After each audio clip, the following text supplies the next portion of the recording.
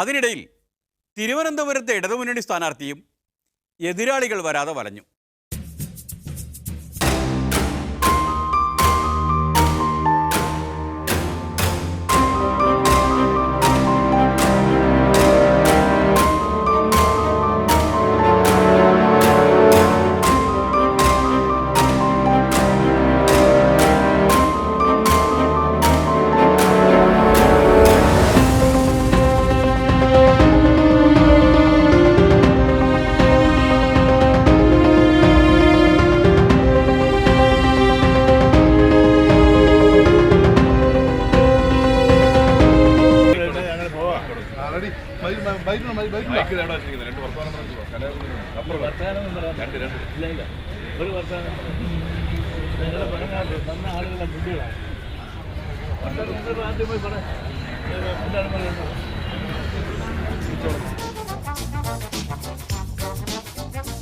ഞാൻ വന്നപ്പോഴാണ് ഞാൻ മണ്ടനാണെന്ന് അറിഞ്ഞത്.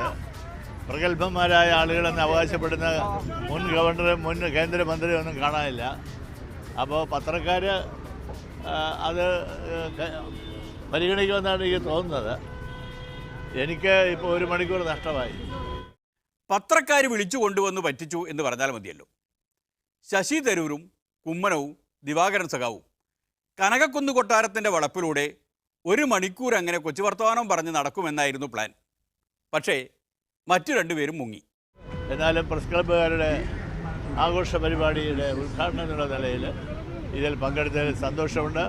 എല്ലാ പത്രക്കാരുടെയും അനുഗ്രഹം വേണം.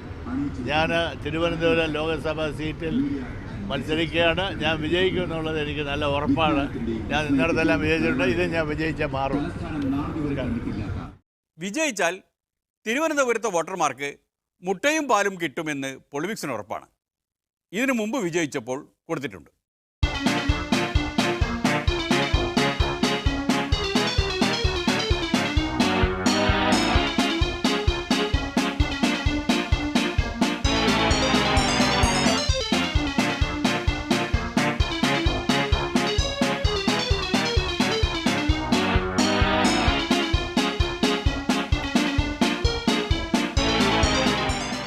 വർഷം മുട്ടയും പാലാണ്. 5 വർഷം മുട്ടയും പാലും വിളിച്ചല്ലോ.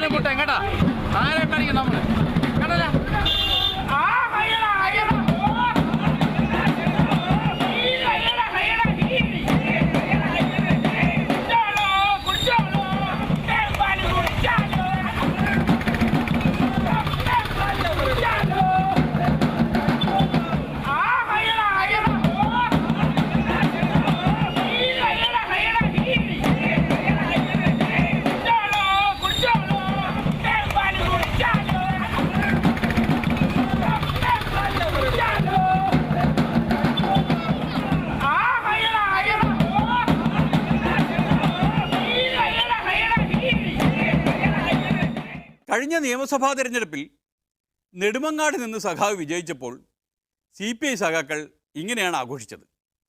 അന്ന് മുട്ടയും പാലുമായിരുന്നു. ഇതിപ്പോൾ പാർലമെൻറ്റിലേക്ക് ആയതുകൊണ്ട് മുട്ട ബിരിയാണി ആയിരിക്കും എന്ന് പ്രതീക്ഷിക്കാം.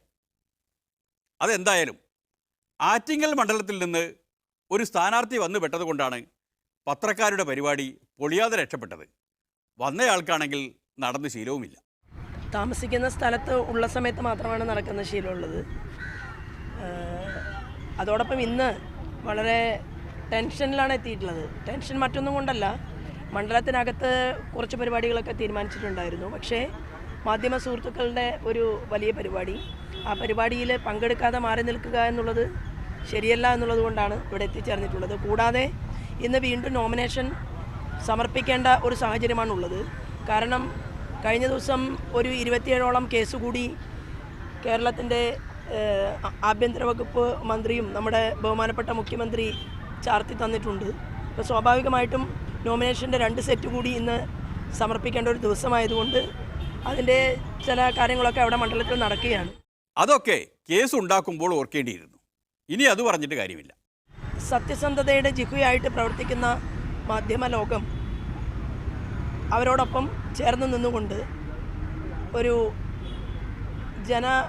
ജനങ്ങൾക്കിടയിൽ പ്രവർത്തിക്കുന്ന നിങ്ങളുടെയൊക്കെ ഒരു സഹോദരി എന്നുള്ള രീതിയിൽ തീർച്ചയായിട്ടും കൂടുതൽ ആഴത്തിലുള്ള പ്രവർത്തനങ്ങളിലേക്ക്, സുതാര്യമായ പ്രവർത്തനങ്ങളിലേക്ക് മാധ്യമ ലോകത്ത് പ്രവർത്തിക്കുന്നവർക്ക് എത്താൻ സാധിക്കട്ടെ എന്ന് ആശംസിച്ചുകൊണ്ട് അതിന് ആയുരാരോഗ്യ സൗഖ്യം എല്ലാവർക്കും ഉണ്ടാകട്ടെ എന്ന് പ്രാർത്ഥിച്ചുകൊണ്ട് ഞാൻ നിർത്തുന്നു.